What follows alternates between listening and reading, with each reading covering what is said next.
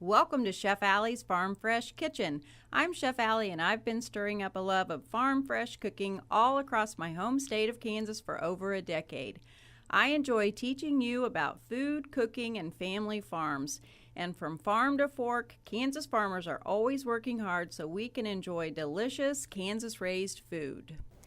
And welcome back into Chef Alli's Farm Fresh Kitchen for the last time on Moms Every Day. Oh, don't say that. But we're still going to see you on Yes, 13 News this morning, so yes, I'm and happy maybe about that. some other things. You know, always excited to be here to talk about farming and family and all of that good stuff. And right now, on our farm, if you're a cattleman like my husband Pat is, we are of course bringing our mama cows home with their babies.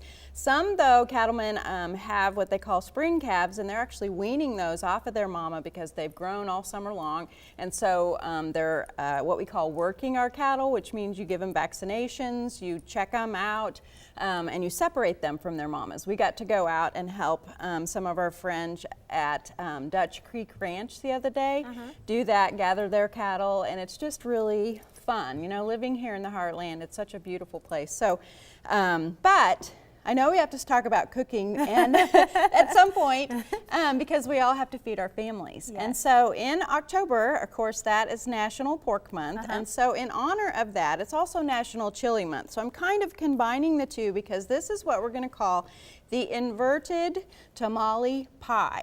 And you're going to make one right here. Okay, Yes. I'm excited about this. So most tamale pies, you can show them if you want to. I'll show you what's in here. Have this on the top. That is typically what you see on a tamale pie is the cornbread topping. Okay, well we're putting it on the bottom, so that's fully baked. And then I want you to pour your enchilada sauce, probably about 2/3 of that enchilada sauce over the top of that cornbread. 2/3 of what's in here. We Approximately. talked about this. I'm not a good eyeballer. Okay, I'll say stop when you need to stop. Keep This going. all over? Yeah, just all over the place. Okay, perfect. That's great. Okay. Yeah, see? And then take your fork and just dig around in there like this. Poke like around. this? Yeah, and just kind of like when you poke, make a little hole, make a little bigger hole, or let even that maybe scoop it because go you down want to in the let that bread? go down in there. Yeah, Okay. really, really well. Okay, this is, I baked this ahead so it's cooled off a little bit. When it's warmer, it's real easy to do this step. But you just want to make as many holes as possible to get all that wonderful enchilada sauce down in there. Okay. Now, the next step would be your pulled pork and your pinto beans. I'm very into this step. I see that. Is our pulled pork and pinto beans, which is fully cooked. I bought a big old pork butt, seasoned it up, threw it in my crock pot actually, and then just shredded it and added my pinto beans to that so you can put that on the top. That's our next layer. All right. Just spread it all over the top. So this is a make a super mess. great way if you make a pork roast up to use the leftovers in this recipe. Oh, there you go. Get out Sorry, of there. that bowl, I should have helped you. I That's beg your okay. pardon. Yeah, there you go. It's kind of full. So just spread that out all Okay. over the top of that. And then lastly, what you're going to do, and this is fully cooked pork, so when we put this into the oven, really what we're doing is that we're just reheating all of our layers.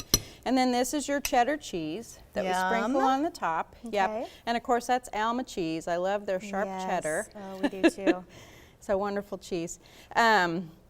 And you'll notice that it's more chunky instead of shredded, and that's because I always buy my cheese and throw it into the freezer, and so when it comes out it has a tendency to be more crumbly, but it actually works really quickly. So we have our oven preheated to 350 degrees. This goes in uncovered on the center rack, and we're going to bake it for like 20 to 30 minutes just till it's hot throughout. The top is golden, and here's one that I made ahead. And I love putting it in my cast iron because when this comes out of the oven, I can sit it down in the middle of the table for my family, and I can top it with salsa. You can do it two ways. I like to do it family style, or you can just do it individually if you want to do it that way. But I just think it looks so beautiful. Oh, it does. Just like that. And then if your family wants sour cream or olives or whatever, I think that we there can you go. You show want to this turn, without it. tip it up. There you go. Yeah. See how pretty that is? Oh, it's lovely. Our inverted tamale pie is what that is. Fabulous. So remember, it's National Pork Month, and just get those kiddos in the kitchen and gather around the table and have dinner together. The recipe's at Chef Alli's Farm Fresh Kitchen on the blog. If you want it, I'd love for you to have it. Yes, also momseveryday.com. You've got so many great recipes. Thank you. Okay, you want to tell them one more time for Moms Every Day? She'll still be around. Yes, I will. I'll see you guys soon. And remember, now you're cooking. We're the Kansas Farm Food Connection, Kansas farmers and ranchers who are proud to put wholesome and nutritious food on your table. It's our mission to connect farms to families and families to farms through education and firsthand experience. Together, we're raising Kansas.